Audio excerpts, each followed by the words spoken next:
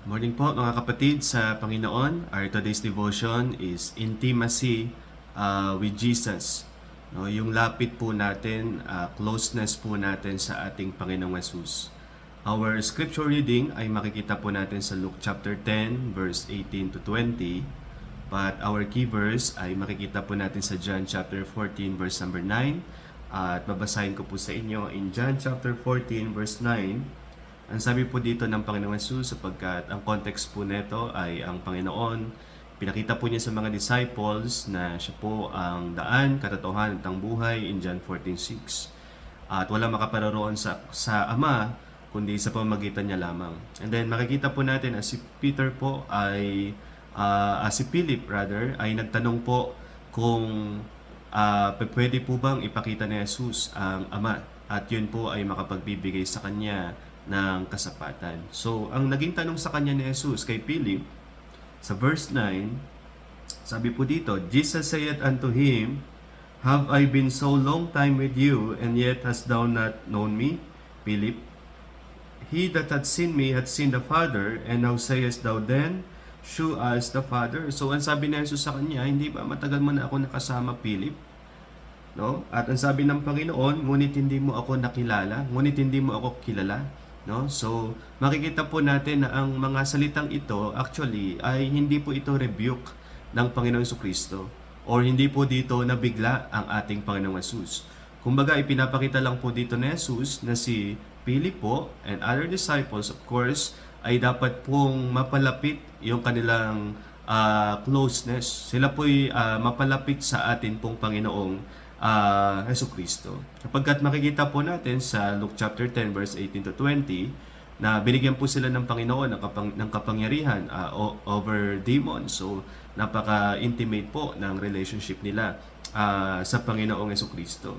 And then sa John chapter 15 verse 15, kung makikita po natin yung napaka-intimate na relationship na gustong ibigay sa kanila ng Panginoon, sabi po niya, henceforth I call you not servants, for the servant knoweth not what his Lord doeth, but I have called you friends.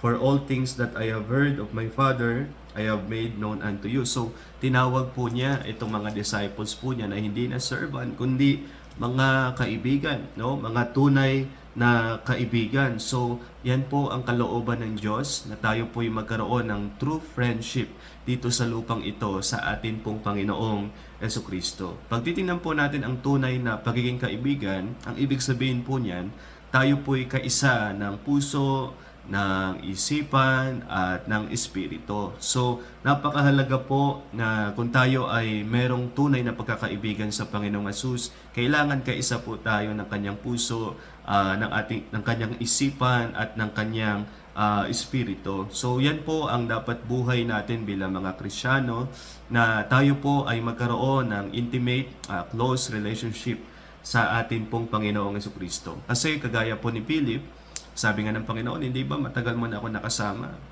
Ang dami pong blessing na ibinigay sa kanila ng Panginoon. Ang dami rin pong mga salita na itinuro sa kanila ng Panginoon. So the same thing with you, kapatid. Ask yourself this morning, today, nakaka-receive ka ng mga blessing ng Panginoon? Alam mo ang salita niya? Ang dami mga pagpapala na ibinibigay ng Diyos sa iyong buhay, sa anumang aspeto.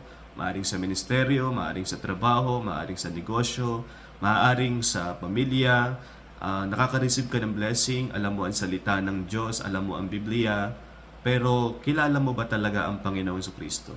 Do you know Him? Yan po ay napakagandang tanungin po natin sa ating mga sarili. Sapagkat kagalakan po ng Panginoon na lumalakad tayong malapit ang relasyon po natin sa ating Panginoong Jesucristo. Ang isa pong kalooban ng Panginoon, kung titingnan po natin ang John chapter 15, kung tayo po ay may intimate relationship with the Lord Jesus Christ, for sure po tayo po ay magbubunga. Kung titingnan po natin yung John 15, verse 1 to 4, basahin ko po yung verse 4, ang sabi dito ng Panginoong Hesus, Abide in me and I in you. So manatili tayo sa Panginoon at siya po'y mananatili sa atin. Sabi diyan, and as the branch cannot bear fruit of itself except it abide in the vine, no more can ye except ye abide in me. So, nakikita natin, Christ is the vine, we are the branches. At kung tayo po ay may intimate relationship with Jesus, tayo po ay magbubunga. No? Anong klaseng bunga? Kung titingnan po natin yung John chapter 15 verse number 16, sabi ng Panginoon, hindi ko kayo pinili.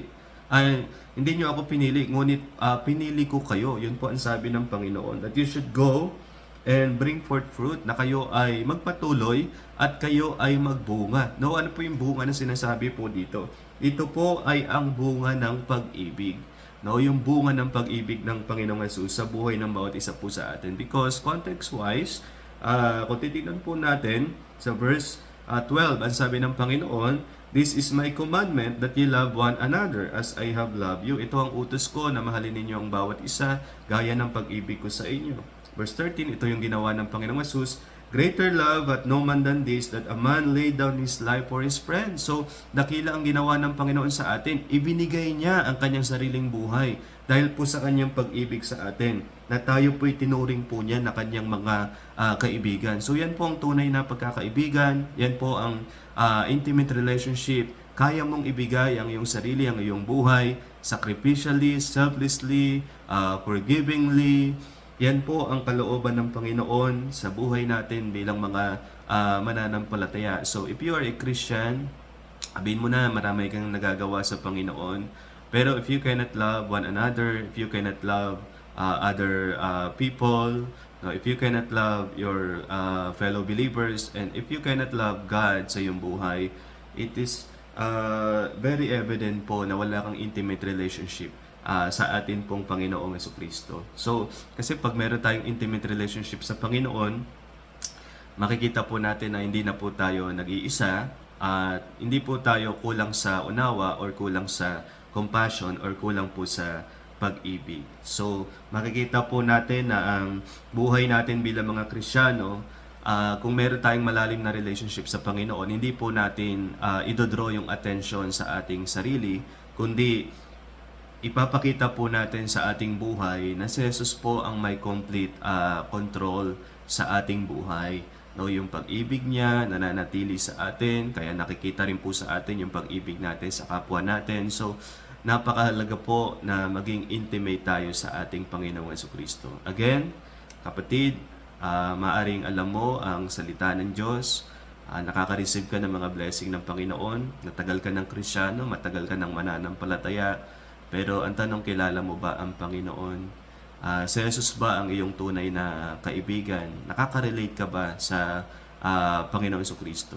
Hinahanap mo ba ang Panginoon sa iyong buhay? Kasi, kagaya ng Panginoon Jesus, dahil mahal niya tayo, makikita po natin na gusto niyang manatili sa atin, at gusto rin po niya na tayo ay manatili sa Kanya. Ganun din po kung mahal natin si Jesus, gusto nating manatili tayo sa Panginoon, at gusto rin po natin na ang Panginoong Jesus ay manatili po sa buhay ng bawat isa po sa atin. At kung yun po ay mangyari, na may intimate relationship tayo kay Jesus, makikita po sa buhay natin na si Jesus na po ang may complete control. No, hindi na po yung hatred natin, hindi na po yung bitterness natin, hindi na po yung mga pains natin, hindi na po yung mga problems and difficulties natin sa buhay, kundi si Jesus na po ang may complete control sa ating buhay. Saglit po tayo mag-pray. Panginoon Jesus, nais ko po na magkaroon ng tunay na intimate relationship with you. I pray na makita po sa aking buhay na ikaw ang siyang nagkokontrol. Ito po ang aming panalangin sa pangalan ni Jesus. Amen.